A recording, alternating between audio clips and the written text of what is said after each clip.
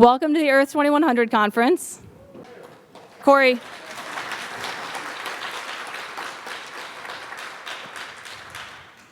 I'm really happy to see everyone here, and it seems like there's still people trickling in, but we don't want to get behind schedule, so I waited a few minutes, but here I am.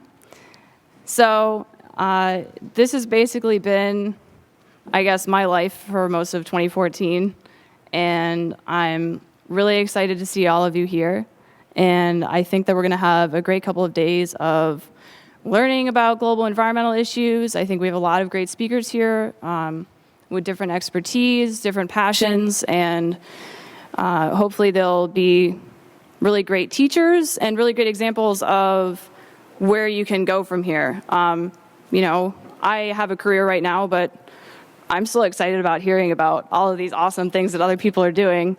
And of course, on the second day, we're going to get opportunities to actually go out in our communities and make a difference. And I hope all of you are as excited about that as I am. And we're really happy to be at George Mason. The College of Science is co-hosting this event, as they did last year. And George Mason has really grown a lot with their sustainability efforts in the past few years. And part of that is thanks to President Cabrera, who's going to come up and say a few words and welcome you to Mason.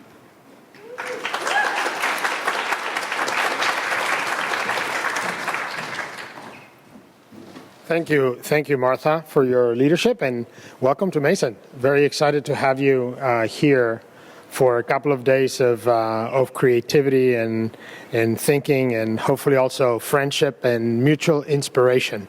For those of you who are not too familiar with this university, we are the largest public university in Virginia, 34,000 strong and growing.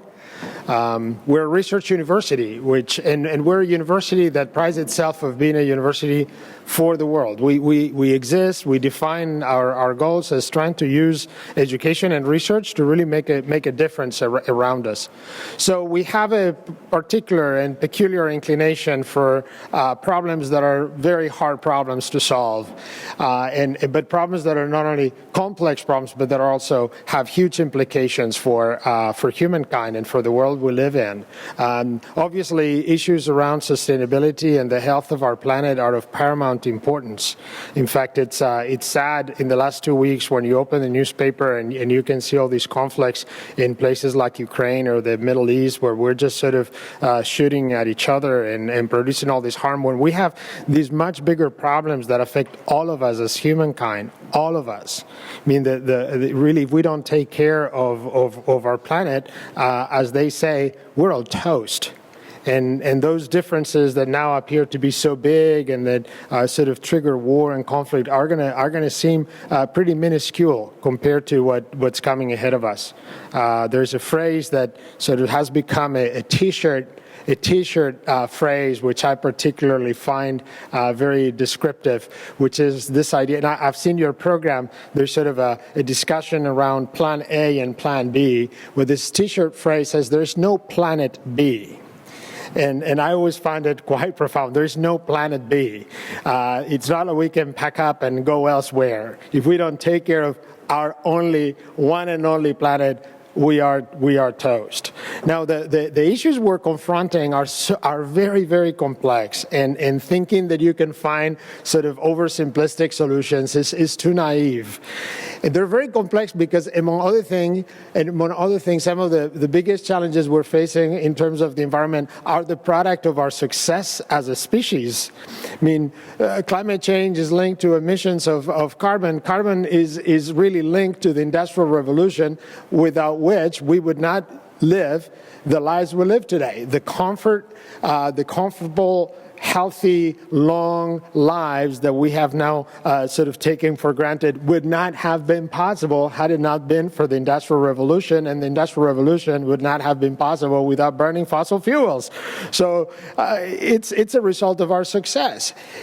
It's also a global problem. It doesn't matter that, that you find a solution in one part of the world if the other parts of the world don't collaborate. The cause-effect relationships in all these problems are extremely complex. These are what some people call wicked problems, and this one is darn wicked. It's very, very difficult. Now, then what do we do? Well, one option, I guess, is we can sit back and say, oh my gosh, we are toast, so why bother? Just enjoy the party. I don't particularly recommend that path. The second possibility is to think that there's going to be some brilliant mind, whether it's a president of the United States or a secretary general of the United Nations or somebody who's going to be so brilliant that is going to lay out a perfect solution that is going to fix this problem. Again, I wouldn't bet on that either. And even political leaders have serious limitations in the types of things that they can do, even if they hypothetically had a solution in mind. So again, what's the alternative other than sit back and depress ourselves? Well, my strong hunch is that the solution is going to be in the hands of thousands, if not millions, of creative people trying out new solutions. This is an issue of innovation.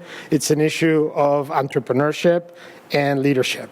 It is only by having communities like this one, people around the world hopefully coming together, really trying to understand, not getting into sort of bumper stickers, but trying to understand the complexities of the problem and then sort of engaging in actions. Even if they appear to be relatively small, it is the sum total of all those creative actions that I think are going to find new paths that perhaps today we cannot even imagine.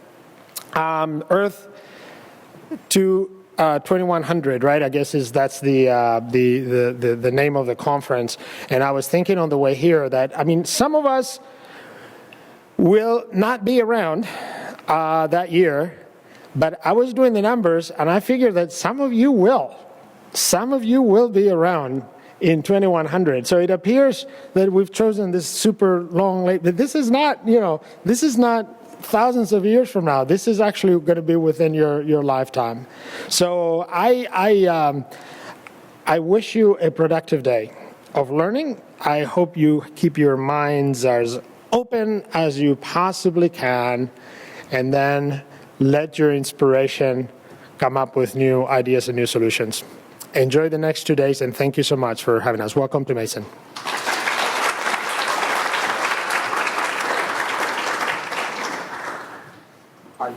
I was not asked to introduce you. Are you introducing yourself?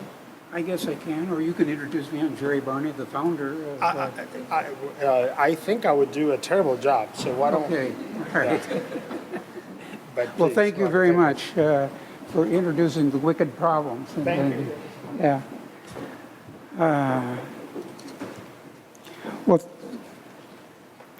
it's great to have a president of the university come and talk candidly about the wicked problems that the next generation faces, and so we're very appreciative for that. And I'm Jerry Barney. I was the founder of our task and the past executive director, and I'm very pleased to be here and welcome you to get the conference started today. I think that what President Cabrera said is absolutely right, that these problems are extremely complex and interactive, and that there's no way in which we can address, for example, climate, independent of poverty and independent of any of the other major issues, immigration or whatever it is. We're going to have to learn to deal with some very complex issues in an integrated manner. And your generation is the one who's, whether you wanted it or not, been tasked to do that. Because we're not going to be able to go on for another generation with the way we're going on now. And we need some new ideas, as President Cabrera said. So let's use this conference as a way of building some friendships, some relationships, and thinking about some new ideas. It's my pleasure to introduce an old friend to you, Robert Engelman. Bob was the past president of World Watch Institute, and I think many of you are familiar with World Watch Institute publications, including their annual State of the World report.